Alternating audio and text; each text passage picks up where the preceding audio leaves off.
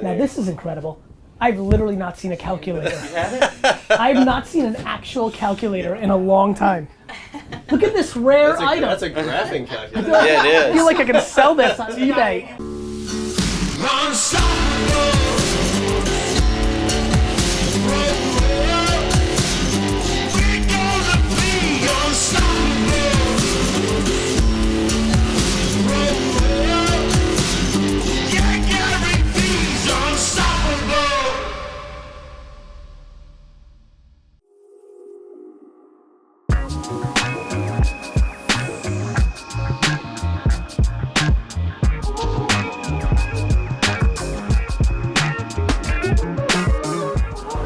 Like college is fundamentally finished. It's gonna take 40 years. Here's why. Your parents cared. You even care, because you grew up to care. But your kids will, and that'll be it. Your kids will not force their kids to college.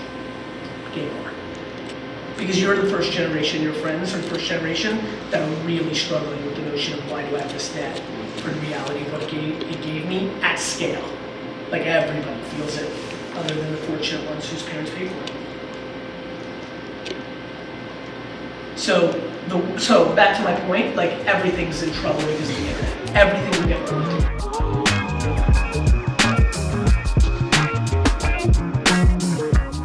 Yeah, it's really bizarre. I haven't had a job where like I've read books by the CEO and follow him on Twitter, and Yep. like so it's really cool. I watched the thing you did with John Legend last week. That Yeah. was really awesome. That was fun. Yeah. It was cool for you especially, right? Oh yeah, definitely, man. And real pleasure, I'm glad you're here. Yeah, appreciate it, man. Talk to you. Hey. Hey. Did you envision this life for yourself when you made that first video? Like, did you know it was gonna blow up and just? I knew that it was gonna work, but I never thought it was gonna lead to this. And what I mean by that is not, I mean, I probably thought it was gonna be bigger. I thought I would be bigger. It's not that I'm like, oh my God, how did this happen? Like, I've always kind of known, you know, even when you're a kid, you know your personality. If you pay attention, you know your personality type, right? Like every time I was in a new setting, people reacted to me in a big way. Like infatuated, I wanna be your best friend, or like you, I don't like that. You know, like, so I've always known I've got a style that definitely like creates energy, and especially like when I was 13, 14, 15, when everybody tries to be chill and I was like too much and it was annoying and this and that. So I always believe in myself, but you never know how it manifests. Like if you told me what's gonna happen in 10 years, I would tell you that it's gonna be way, way, way big, but I have no idea what. I have no idea other than as many people on earth as I possibly can help it will know about it, and I'll enjoy doing it, and I'll be fully into it, and I'm gonna try to break something that's the establishment. That's my truth. I wanna break the establishment because the establishment is vulnerable, and I love the competition of that.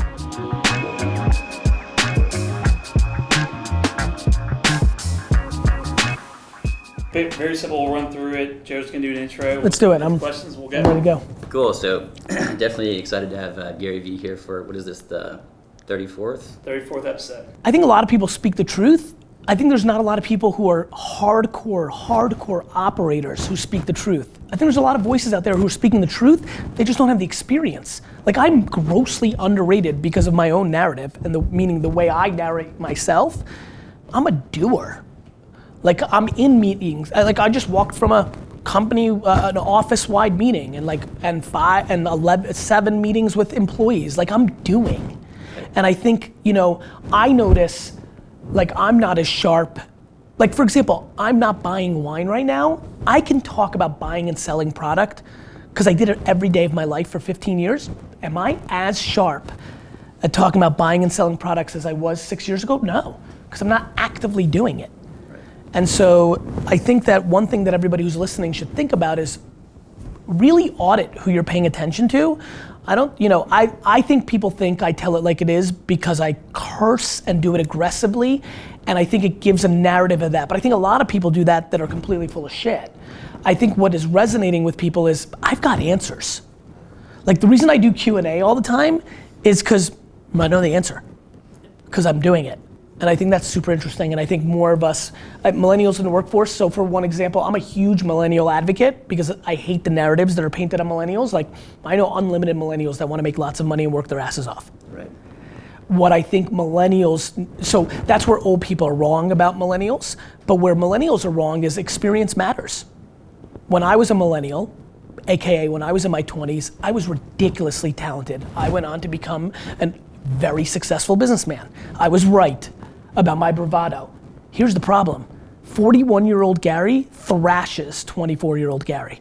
17 years of experience is real. So old people, me, 40-year-olds and above, need to stop talking shit about millennials, but millennials need to start putting value on experience, because the smartest millennials that are walking into my room telling me how to run my business with zero context of ever doing it is laughable at best and obnoxious at worst. Patience and perseverance is what you always advocate for millennials. And for everybody, even for 41-year-olds, right? I think I live and eat patience. Yeah. I've got everything in front of me. I can cash it in right now. Like I can take $100 million off the table right now. And if you think about what $100 million is, right? Like what $57 million in post-tax money is, that's generational wealth, right? That is like, I will never spend it all. I'll probably, just by investing it into Facebook, you know, and Netflix and Amazon or the market, taking $25 million, putting in the market, never thinking about it again, as long as America doesn't melt, I am like, I'll have 100 million when I'm 70. Like I'm set, but I want to buy the New York Jets. I want to have an all-time legacy. So I practice patience. Patience is mapping to your ambition.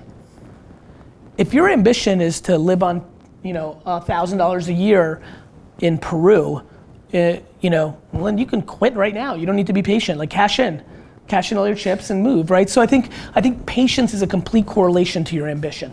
I think the reason I am who I am is because I was born to be the biggest showman bullshit of all time. Born to be it. And my father, I give my mother so much credit, my father sucked it out of me at an early enough stage that it became my truth.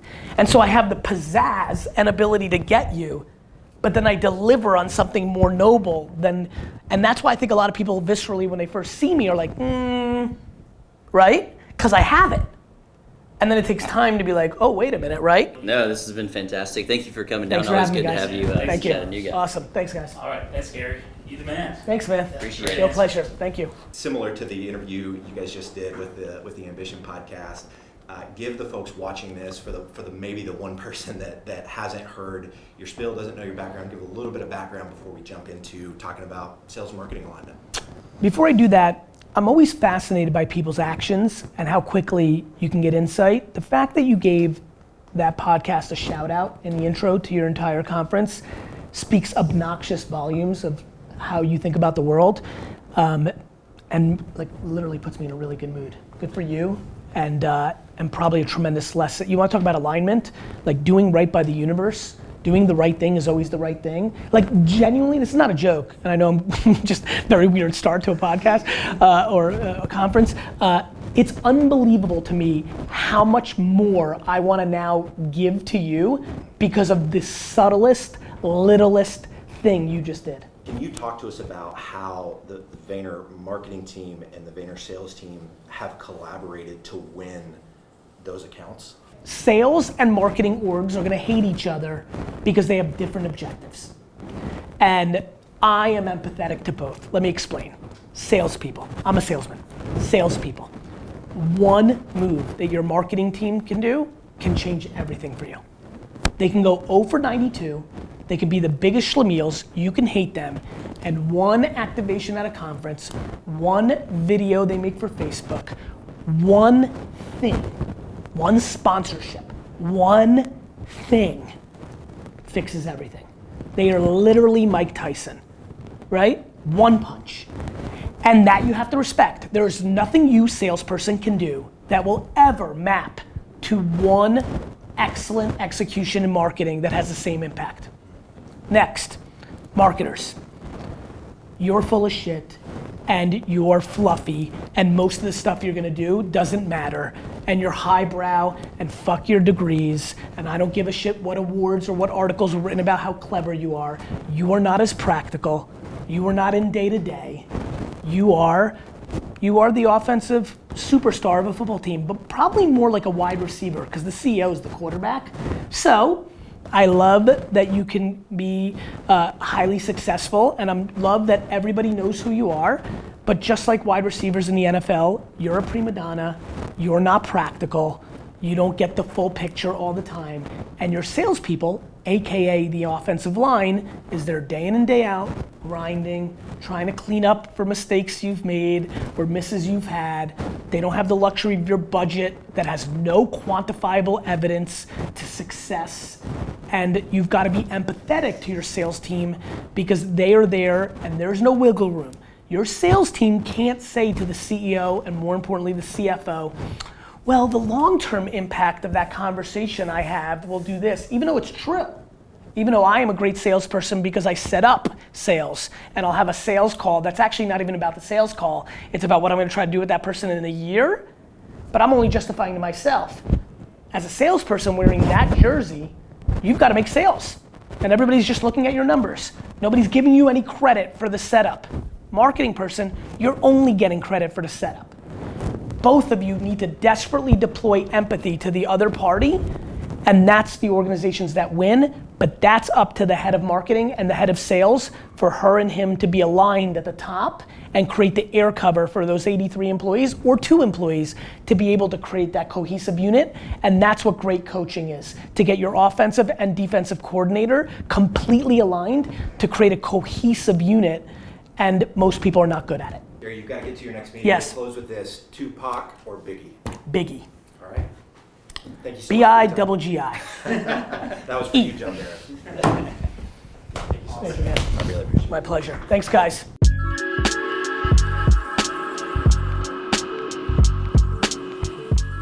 Good to go? Awesome, great. Morning, everybody. Here in Chattanooga, Tennessee, we're gonna go through a case study. Wonder why I feel like this, trying to keep it real like this. Started in my room, everyone mad that I did it like this. Wonder why I feel like. What I'm hoping is that inspires everybody to make scenes from sitcoms, to make documentaries, to make music videos, to make things that don't look like a commercial, right? I mean, I think when if and when you watch the 3 of them, the other 2 clearly have commercial DNA, whereas obviously does not.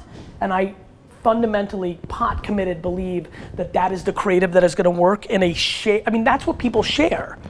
Like, people aren't going to share a commercial. There's not a single person, and so that's super important. So no, I don't have too much to add. Alone, nice, nice, nice. We take no days off.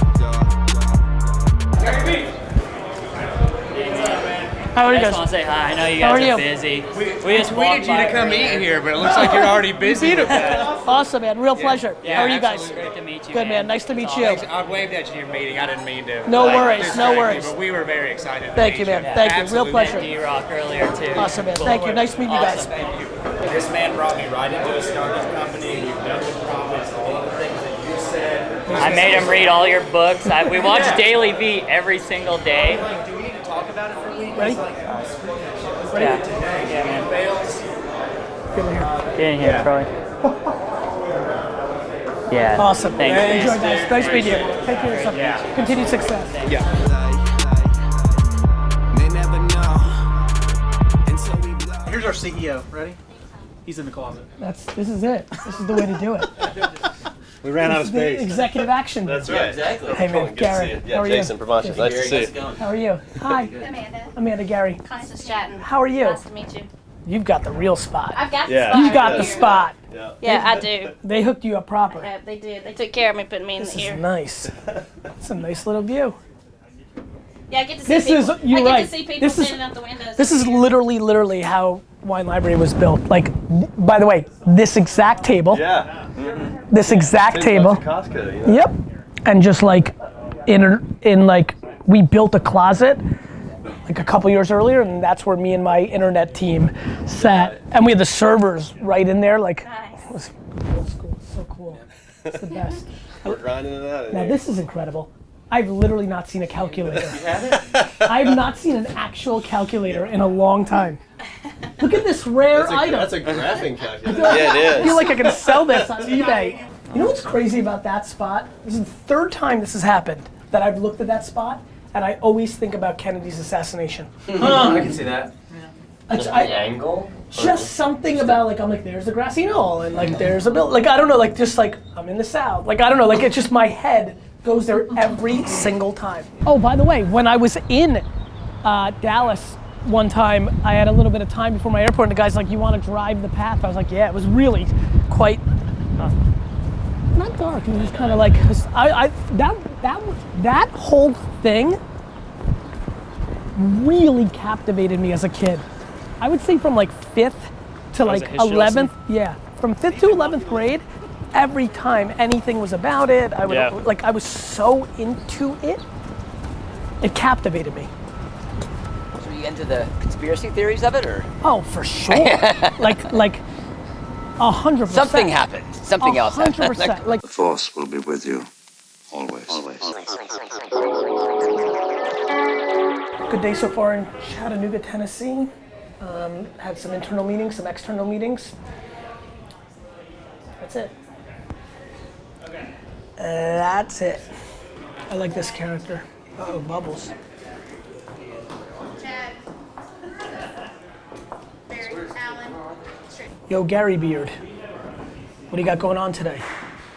Not much, regular Gary. Just hustling. I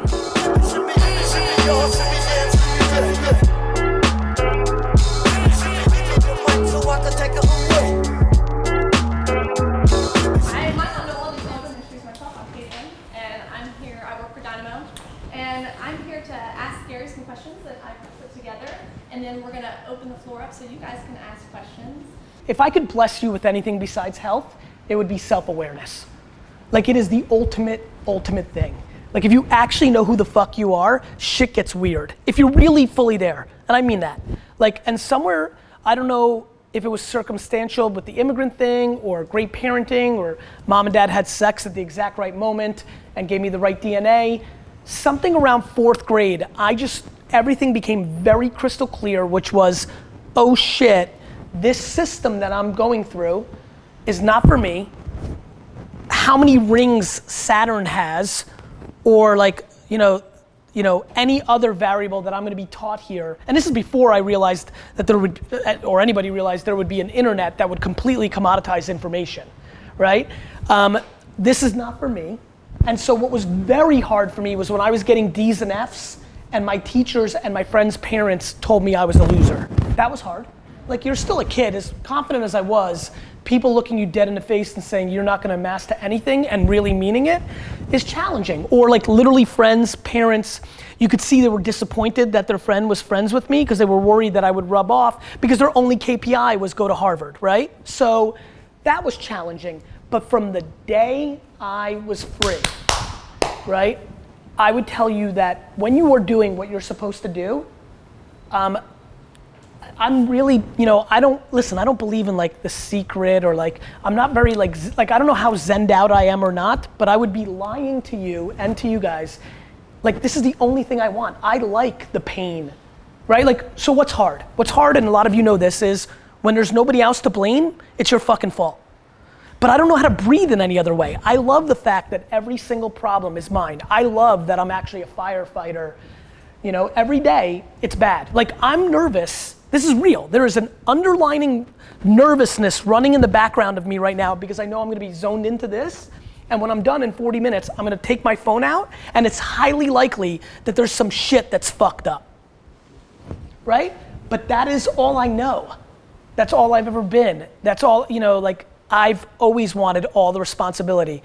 Having coaching, like, I wanna take the last shot, and if I make it, I want all the fucking accolades, and if I miss it, I want everybody to shit on me. And so it's not been hard. What's hard now is praying that the people I love are healthy so that I don't get derailed from doing what I love to do. Like, knowing that this is the prime of my career and it's so awesome, and I can only hope for the kind of health that has been, like, business is not hard to me because it's what I do best. Everything else is hard to me. Like, hanging a fucking picture to me is extremely hard. Like, ordering food, doing anything logistics oriented. Like, if you told me to book my own flight home today, I'd fucking crumble like a cheap chair. But like, run a $500 million business, like, and deal with all the pressures, that's my natural state. What do you think about Alexa? I'm obsessed. And I think that voice saves time, and time is the ultimate arbitrage, and that most of the things I spend my time on right now, brainstorming in my head, are trying to figure out how to be part of the morning routine that I'm convinced is gonna be AI and voiced out, that everybody's gonna wake up and say, Alexa or Google Home or something else, give me my morning routine. I believe every one of us are gonna listen to information for the first 7 to 11 minutes of our morning while we brush our teeth, and I'm dying to figure out how to be one of the voices of that. Me, as Gary, as like your daily business motivation, and then me as a client. So this is not a joke. You're gonna love this, and I love you for asking this because I'm so pot committed. I'm actually trying to buy an umbrella company or invest in one.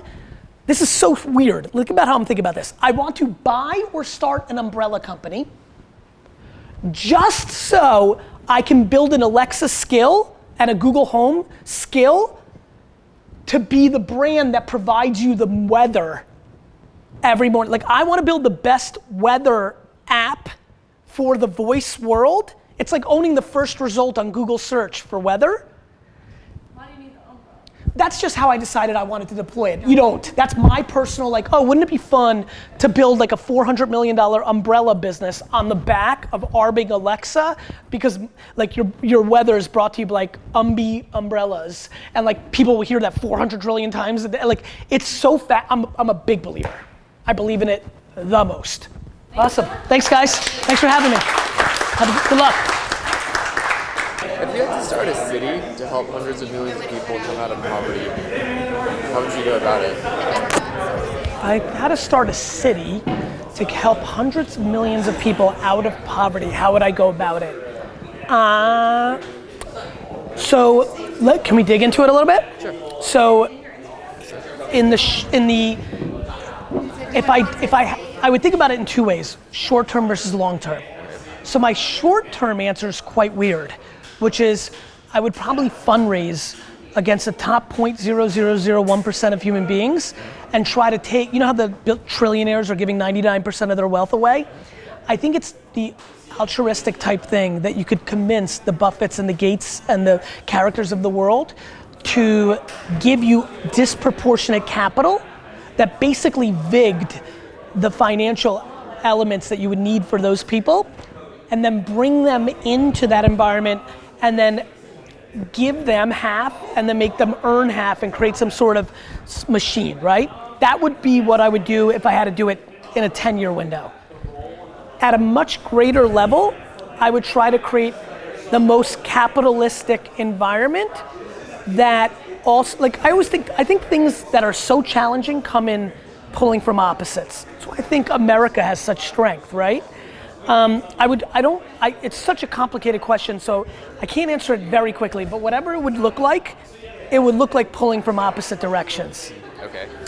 Meaning, how do you build a city that rewards meritocracy, but takes care of the people that naturally don't have the DNA disposition? And I think that tension in the US has been very successful for 300 years. And I think replicating that with all the learnings that didn't work in the US system, maybe like the birth child of like 80% US, 10% Sweden, 10% China, or maybe 70% US, actually 70% US, 15 Sweden, 15 China, feels like the right place for me. Start like Van Wilder, living life during college. Carolina kid got game, go ahead and call me Wallace. They never would've known that kid had balls, talking all that knowledge. Never gonna give up on the game, I know that nothing's yeah, you heard a tape and you bumping it. I got the game and I'ma run with it. Like AP, but I'm fumbling. These other rappers be malfunctioning and they know when. Okay, so listen, I mean, I'll be available for the call whenever we can all get on. But the answer is this is what you need to know.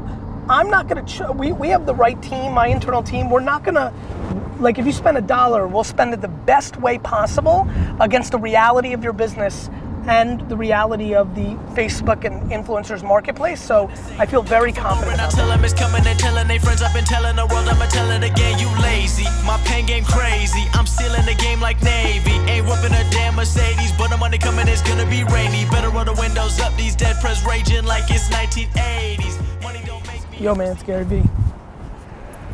What up, my man?